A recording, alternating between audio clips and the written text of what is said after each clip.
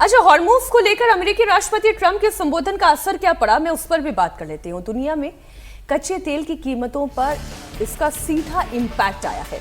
International market में crude oil की कीमतों में इजाफा हुआ। क्रूड ऑयल की कीमत $98 प्रति बैरल से बढ़कर $107 प्रति बैरल पर पहुंच गई है। साथ ही भारत का शेयर मार्केट भी इसका असर झेल रहा है। निफ्टी करीब 450 अंकों की गिरावट इसमें देखी गई। बीएसई सेंसेक्स में 1400 पॉइंट से ज्यादा की गिरावट है। ट्रंप के भाषण के बाद जापान का शेयर बाजार गिर गया। ईरान युद्ध खत्म होने के साफ संकेत न मिलने के कारण निवेशकों का भरोसा कमजोर पड़ा है। डोनाल्ड ट्रंप जो कुछ भी कर रहे हैं वो ये बहुत अच्छे तरीके से जानते हैं, उन्हें मार्केट की समझ है। और पिछली मर्तबा भी उन्होंने एक ऐसी परिस्थिति पैदा की, अपना तो जितना उन्हें ट्रेड करना था उन्होंने ट्रेड कर लिया, खूब मुनाफा कमा लिया।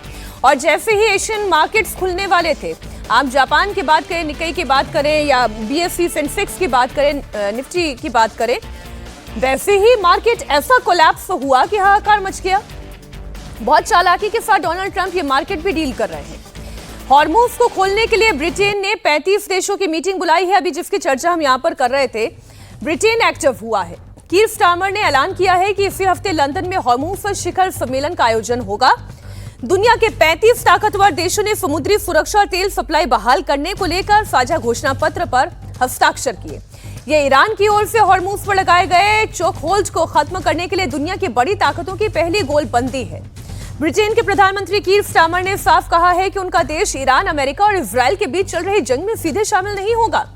35 देशों के नेताओं की बैठक में इस बात पर चर्चा होगी कि हॉर्मूज स्ट्रेट को फिर से कैसे खोला जाए। मिडिल ईस्ट में जारी संकट के बीच इधर प्रधानमंत्री नरेंद्र मोदी ने भी दूसरी बार सीसीएस की बैठक की।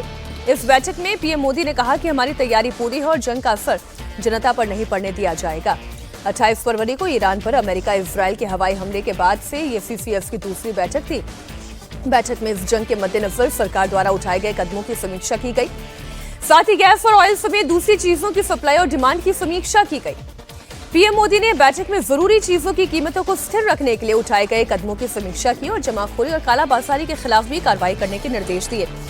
तो बातें बहुत सारी है चर्चा में जिसे शामिल करनी है। राहुल जी, पहली बात तो ये, जो मार्केट की स्थिति है और जो ब्रिटेन के प्रधानमंत्री कीर स्टारमर ने एक कदम उठाया, 35 देशों को वो एक पेज पर लेकर आ रहे हैं, क्या इससे समस्या का समाधान निकल सकता है?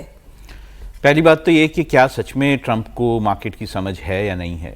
अपने देश में अगर उनको ये नहीं पता है कि 6.3 से 6.6 मिलियन बैरल वो इंपोर्ट करते हैं ऑयल,